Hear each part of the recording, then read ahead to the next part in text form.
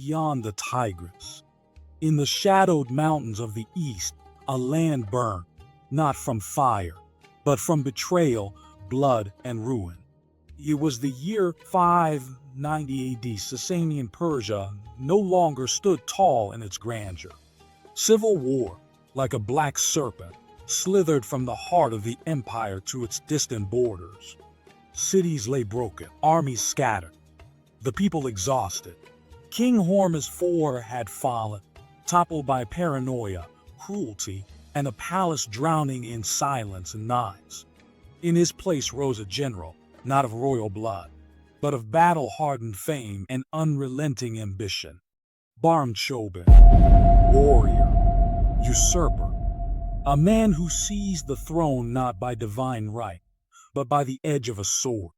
To many, he was no pretender. He was strength made flesh.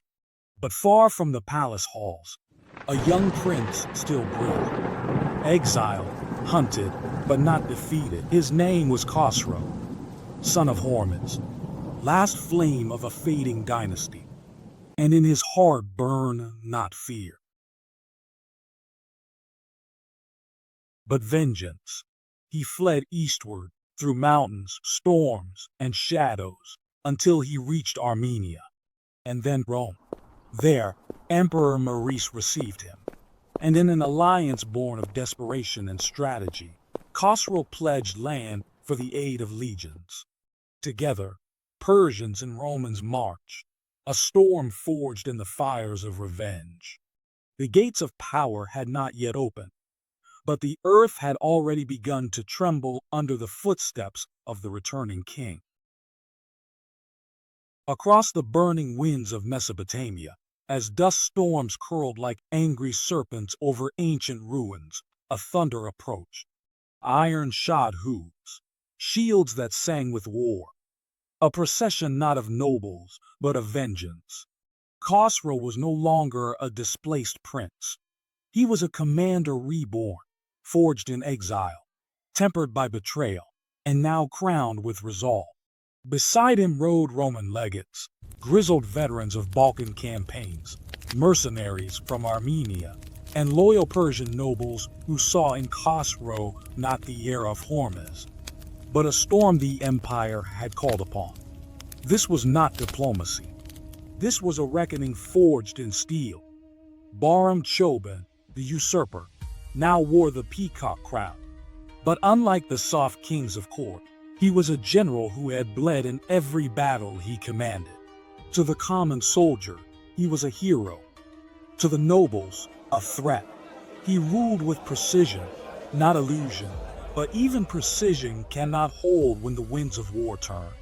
The armies clashed near the River Zab, an ancient plain, soaked in the blood of forgotten dynasties, now bore witness to the might of empires colliding.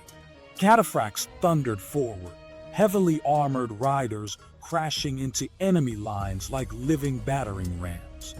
Archers blackened the sky with arrows. Siege towers creaked and groaned as they were pulled across the battlefield.